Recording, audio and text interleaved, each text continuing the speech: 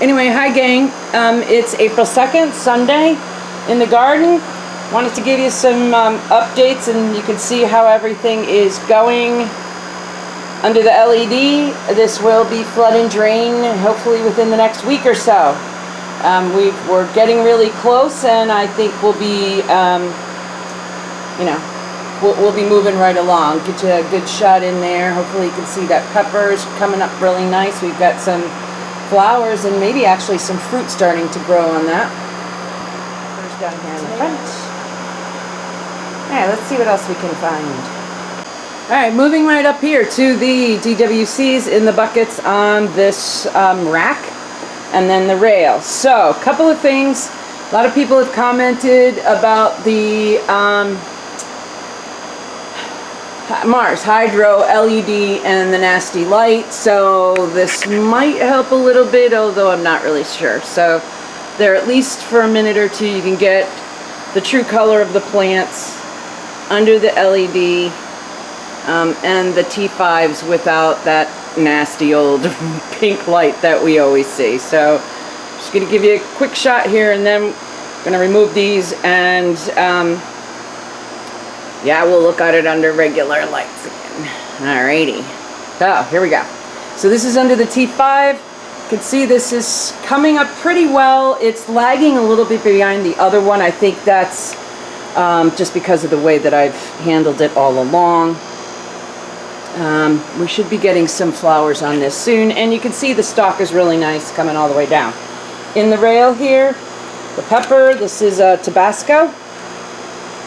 And this poor cilantro is not happy, and part of that is this. As I move things around in here, I'm hitting the crown and the top, and it's just not probably going to come back now. I'm leaving it there just to see our sweet red peppers. Look at these gorgeous flowers. I'm really excited, and I'm hoping we're going to get some nice fruit, because there's pollen and everything flying around in here. See if we can jars and stupid stuff around here, but yeah, you can see they're doing okay. We did add a new one that has a jar that's probably not really big enough, so we'll be working on that. I did also buy an additional one today, so we'll see how that goes. But coming in here this way, here's another one of our red peppers, and I don't have a tripod for this camera yet, so hoping to get one soon, but at least you can get an idea. And I apologize for the motion. And then back there is another pepper. That's our sweet chocolate. Sweet chocolate, there you go, that's a good shot. Alrighty, come back around here now. Talked about the rail. This is my lime tree. This is the one I started from seed, and if anyone's interested, I'm happy to do a video on how to actually plant and germinate a lime seed. It's really not as easy as people like to think, but this seems to be doing okay, and I don't want to play with it. I'm just kind of leaving it there. Then in this bucket we have the determinate tomato, the Martino determinate. I think you can see that there. And I keep playing with its light because it's been in here, but you can see it's not really happy. I don't know if it's a light deficiency. We are getting some new growth in here, so that does give me, let's see if I can try and get that. Never can tell sometimes what I'm actually seeing. Yeah, you can see the new growth is looking nice, so I'm hoping that is the case. The strawberry, it's sort of sitting here.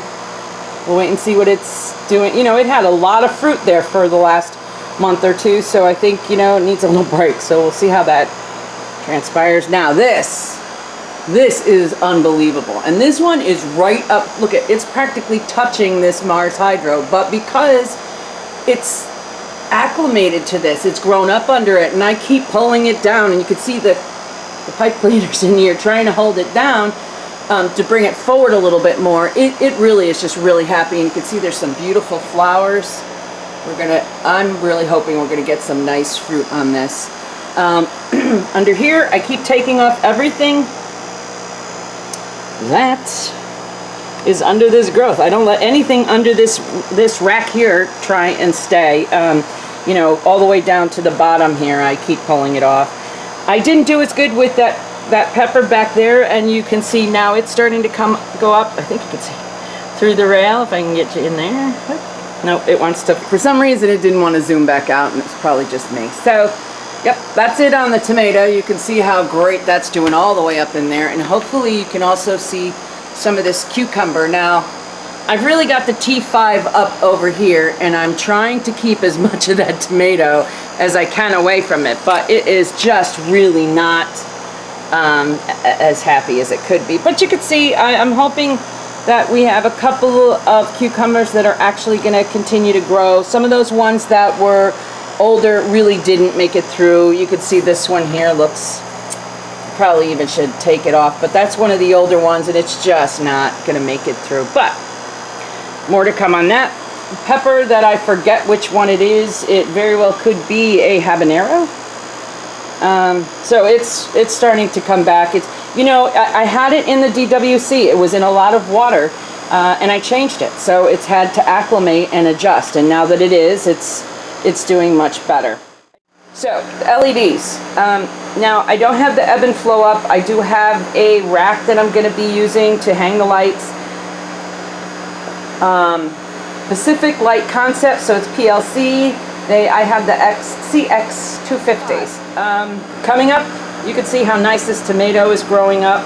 This ground cherry is really, really getting much bigger, and I think I saw actually, let's see, an actual, well, that one doesn't have the husk really coming up too much yet. Let's see if I can get that in there for you. Sort of, but I saw one that was bigger the other day, and I just, there it is right now. Well, maybe you'll scope it out and see it. And anyway, so here's the pepper, also doing pretty well here. So yeah, Pacific Light Concepts, I'll have 2 of these up here for a while, and then may switch out to another LED to test that. So to make my life easier, one of the things that I found with FoxFarm, and for FoxFarm, that's what I've been running here. Running FoxFarm, nutrient line, you know, all the way through, all their additives for flowering and everything. A couple of the things that I really like, the cost isn't horrible, it's easy to use, they come in easy to handle bottles. A couple things that I've found that because I'm doing recirculating, so that's this rail, and even with some of the bubblers in these DWCs, the buckets, the precipitants fall out of their concentration. So in other words, if you look in the bottom of the bin, you're going to see a lot of the concentration. A lot of things. So here's some of my nutrients that have fallen out and sit in the bottom of the bucket.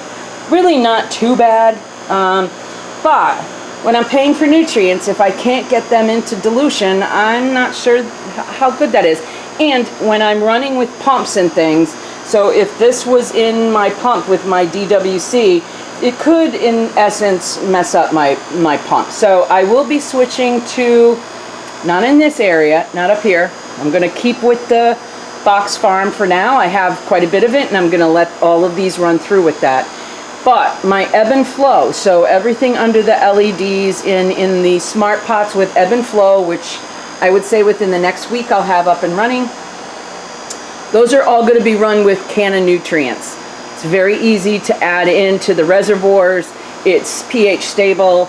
It doesn't fall out of dilution very easily. I mean, it's a real simple process. So I will let you know how that goes. The other thing that I've always used in these is voodoo juice. I've now switched over to Mammoth P. I'm going to try that. So all of these plants, every single one of them have been dosed as of today with Mammoth P. And let me show you that packaging. Alrighty, here you go. Mammoth P, let me pull in, and you can get lots of information on this on, they're all over the internet. Microbial is supposed to improve not only the vegetative state of your plants, but even more so the flower and fruiting. And my understanding is that it was originally made for a commercial vegetable grower. So There you go, the dosing. You can also find it on their website.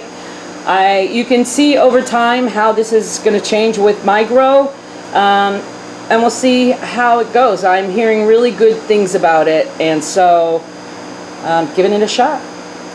You know what, I also should add just a quick note that I use a lot of different tools in the garden, and while, you know, a lot of it is fertilizers and things like that, and I do try different products. Like this is FoxFarm. I'm not endorsed by any of them.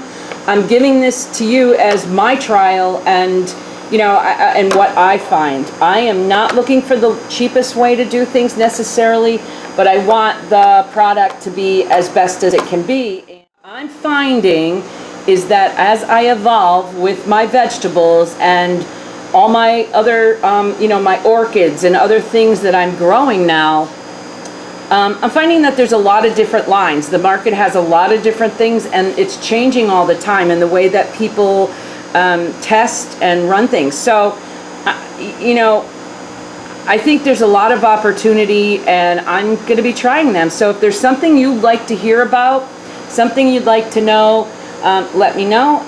Originally, when I started my grow, that was back in December 2016, and I think I started uploading to YouTube back on January 1st. So you could see my grow from the very beginning, run with FoxFarm. You can see how far it's gotten now, and then also compare it as I go through with the change to the Canna line, the Ebb and Flow, see how that goes compared to DWC, FoxFarm. You know, I mean, there's a lot of different things to alter, and you can do it as much or as little as you want to do. So hope that helps. Let me know if there's things you'd like to see or if you have questions about my garden. Thanks so much, and again, peace out.